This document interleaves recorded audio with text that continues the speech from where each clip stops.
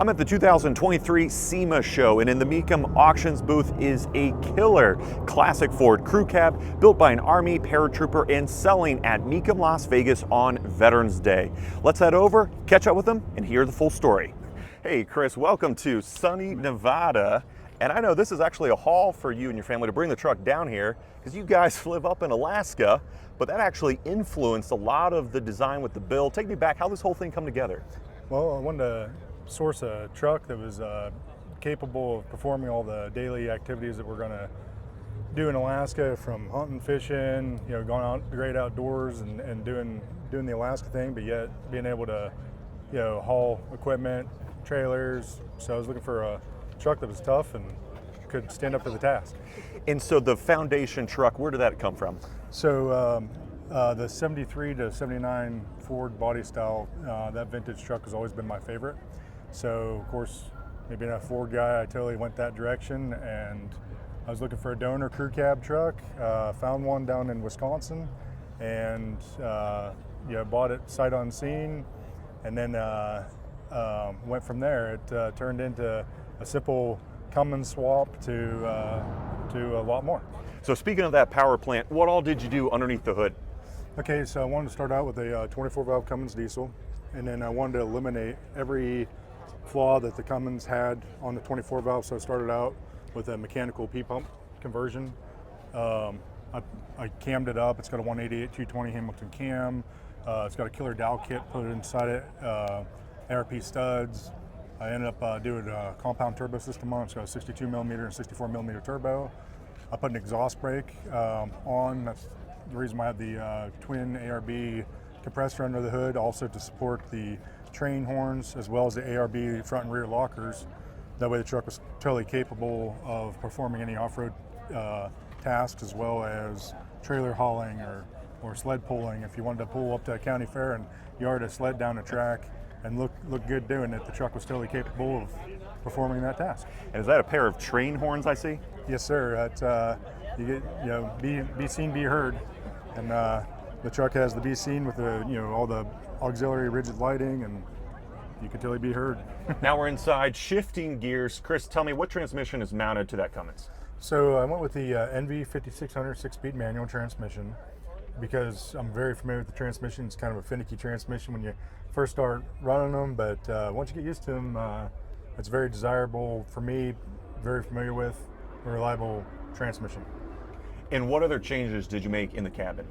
So I upgraded the dash display to Dakota Digital's dash display. I did a lot of billet aluminum accessories. I went with this Switch Pros switch pod to be able to turn on all my auxiliary lights, run my train horns, headache rack lights and stuff for the Alaska wilderness, being out in the dark, moving trailers around at night, backing into certain locations and whatnot.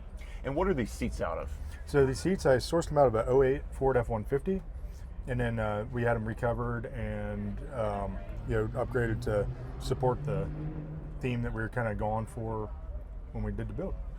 So the truck is obviously lifted, Chris. You've done a lot of work with what's underneath. What kind of modifications did you make down there?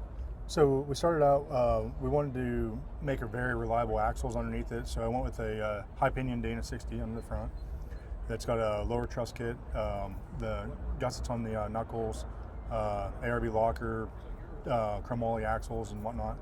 The rear has a Dana 80. We selected the Dana 80 because it's a little bit more stout for trailer hauling, for any type of heavy service that the truck could potentially see. Put ARB lockers, and then we put a spring package under it for a 2020 F450. And that way it could handle essentially any load that I ever potentially want to put on this truck. Set it up with a gooseneck hitch for being able to tow our equipment trailer and our dump trailer around, or move our tractor around from point A to point B. You got these super knobby off-road tires. How'd you come up with the wheel and tire combo? So we did a family get together to decide what combination we liked, and kind of selected it as a group with our family. Very cool. One of the other things that jumps out at me back here is you've got what looks to be like a component of the fuel system. Chris, what did you do with the fuel tanks with the truck, and how did you incorporate this part of it? So this particular truck had the fuel cell in the cab, which ended up becoming federally mandated to remove it from the cab because of the dangers of it. So this truck is the high boy, so it has the narrow frame, and with the narrow frame, there was never ever a factory midship tank designed for it. So I sourced out and I went to Great Land Welding in Alaska. I talked to Gary, the owner of the place there, where he helped guide me through designing and building the front and rear fuel cells for this. So part of that task was also to have a fuel delivery method to where we could, fill up our tractor or fill up another truck without having a fuel cell in the bed, taking up bed space. So the front midship fuel tank serves as feeding the power plant under the hood as well as a transfer tank. Chris, the truck has such an incredible presence, and it also has some personality, and I'm noticing there's some Transformers logos around the truck. What's the deal with those? Okay, so when we were doing this build, we wanted it to be a family affair.